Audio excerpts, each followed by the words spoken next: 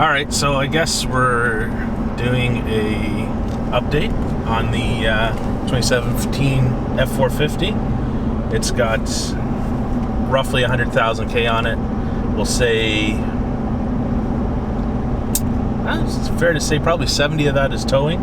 In between two different trailers, a 44-foot enclosed pace, and then a 20-foot just single car hauler. Nothing crazy. But everybody, we promised everybody, it's not Riley and me this time, it's now me and Jacob, but Jacob spends a ton of time in this truck as well, so it's fair that we both give inputs. Truck's been basically trouble-free. All we've done to this point is oil changes.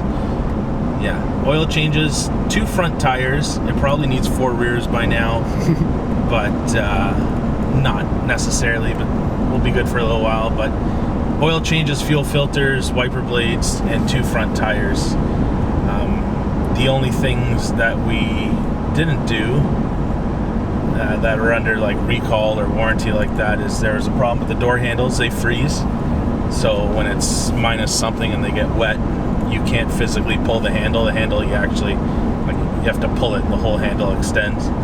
So they had to replace some parts in there, and in doing that they totally biffed the seals on the door, so now the seals hang out of the door handles. Kind of drives me crazy. Pretty common Ford problem. It's Ford. It's just, that's more the dealer just being careless with what they're doing. Also a common Ford problem. Yes. But the front tires kind of wore prematurely. I was kind of surprised about that.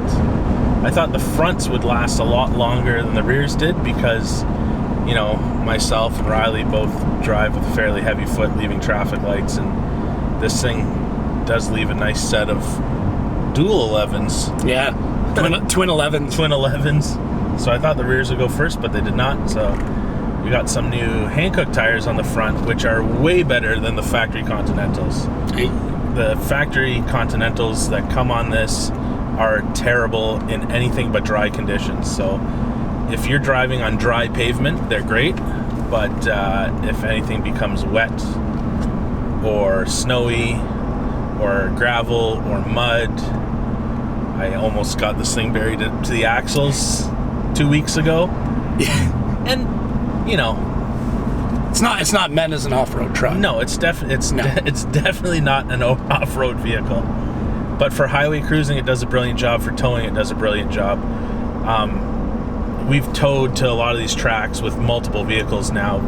We originally towed with our 1500 in a little trailer, and then we were using Tom's toter home for a little while. Yeah. And this truck definitely does it better than all of those. And I mean, the only benefit to Tom's toter home was that we could be comfortable and play video games while cruising down the highway. Which you could do in this, in theory. Which you could do. You can do that. I guess you could do that. I mean, it's just, there's no couch to stretch, although the back seat is huge. I have slept in the back. Yeah. Like I've stretched out completely in the back. So yeah, multiple people have. Yeah, it really, if you are doing long haul stuff, or you have a race team, or I don't know, you ride horses.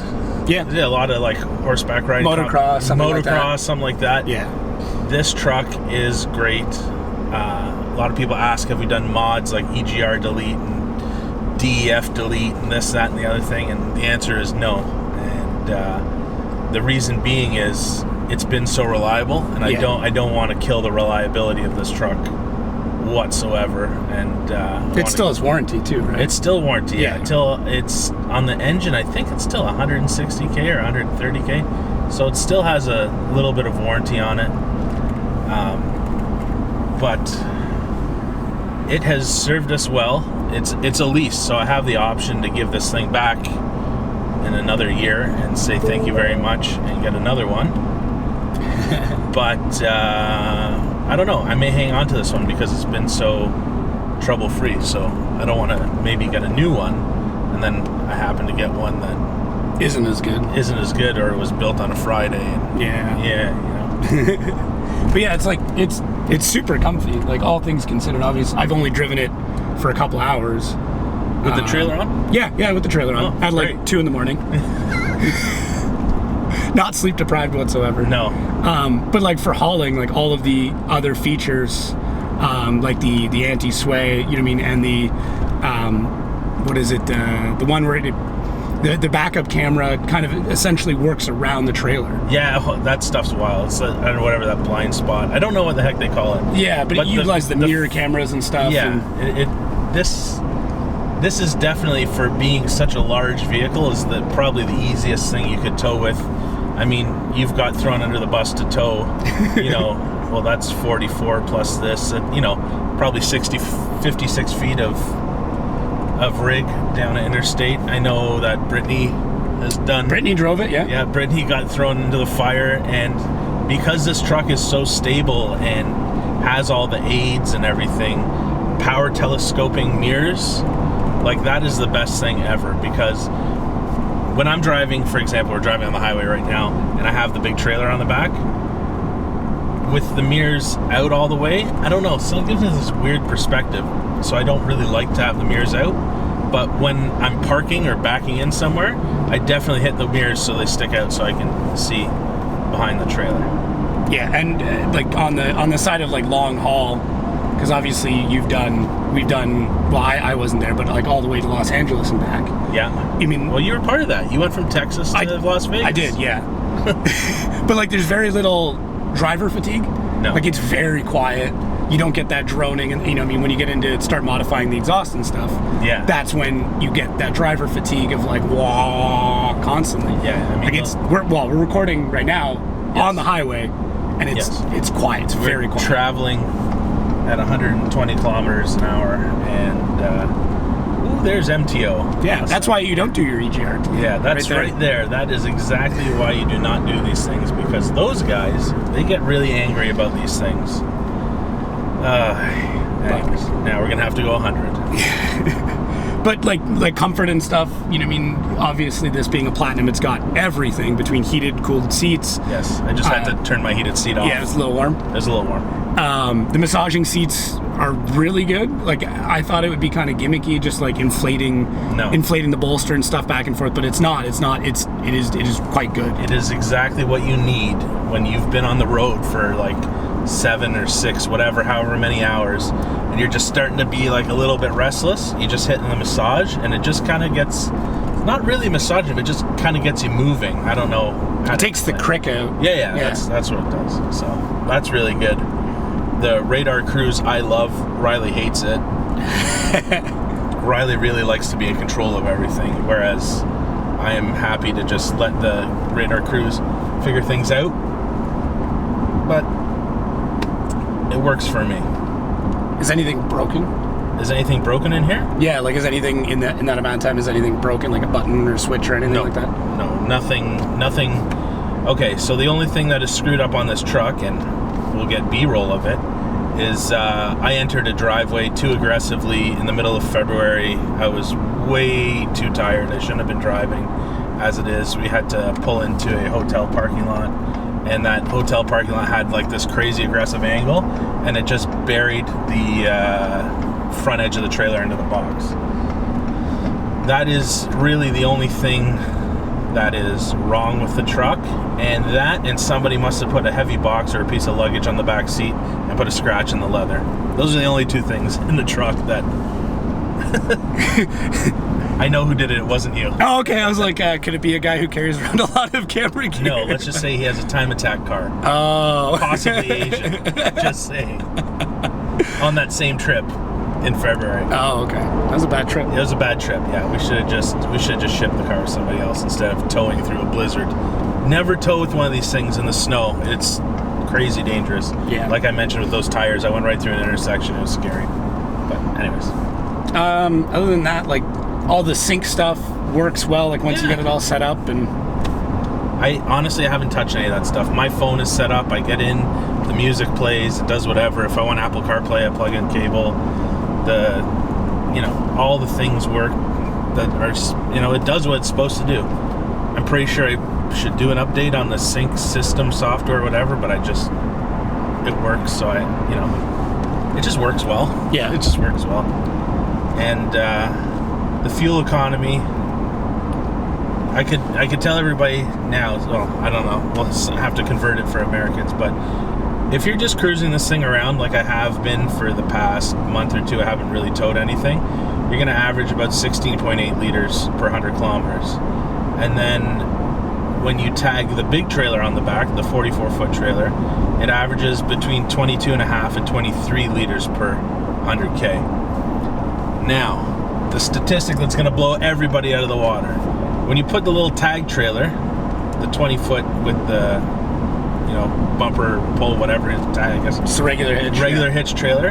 You put that on, and the fuel economy drops to 25.5 to 26 liters per 100K. So it's almost like the aerodynamics of this truck were built to have that gooseneck where, like, when you have the bumper mount, it air dams. Yeah, the air comes over the front of the truck, goes on top of the bed, and then just hits the wall of the trailer behind you. Whereas when the gooseneck's right up against the cab, I guess it's only braking whatever's sticking up above the truck. Okay. So it's very good, and like I said, nothing there. I mean, it's probably gonna need brakes this year. I haven't looked at it yet. We have to do annual safeties in Ontario, so our annual safety is due in August, and we will do the safety then. And I mean, it doesn't feel like there's no pulsation in brakes or anything like that. We service them regularly, but I figure that we're probably getting close to their service life. Well, and it's not like we're doing a ton of braking anyways. Most of the driving is get on the interstate and drive for 6 hours. That is true. And then we always use it's not Jake brake, but the engine brake, the exhaust brake. Yeah. Anyways, it just, once you have the trailer hooked on and you put this thing in tow mode, it automatically turns it on. So, the truck does a lot of thinking for you, which is another thing that makes this truck easy to drive, is because of all these features it has. It just takes a lot off your mind, so you're actually able to focus on actual driving more than, oh, do I have to do this? Oh, should I use the engine brake? Or, like, you just hit tow mode and it's like, okay, I'm towing something heavy, and it makes all the necessary adjustments. Yeah, and you can turn things off. Like, if you like yes. the old school feel of driving a truck and trailer, you can turn all of that off and drive it most old school. Yeah. Well, it's even like with the wipers. It has automatic wipers, right? But if you want, you can shut the rain sensing wipers off and just use regular, like intermittent stages, like any older car would have. It's a big pet peeve of mine on a lot of cars is they have these rain sensing wipers, and in my opinion they wipe way too much. This, at least you can shut that crap off and go old school, make your own decision when you want your wipers to pass. Yeah, other than that, like, it's quick. Oh, it's without a trailer on, it is quick. Yeah, it is definitely a hot rod. The way it's programmed in first gear, it just really takes it easy off the line, and then once it goes into second, the thing just tears the friggin' tires off. But it's a great machine. For the job it does, is perfect. I would not want to drive it every day empty. If you put about 1,000 pounds in the bed, it actually rides really nice and smooth. Yeah. But empty, it's a rough ride. It's a little stiff. Like, I'm sure there'll be camera shake and everything that you can see, but as soon as you put the big trailer on, it's very flat. Oh, yeah. It's super smooth. But like I said, my only real experience is kind of living and working out of the back. But tons of outlets, tons of everything else. Like, everything can power fine. Yeah, I've got for you, it's like an editing suite. Yeah. Because you got plugs here, you got plugs on in the front. Wow. Ooh. That 318's got the straight pipe. Yeah.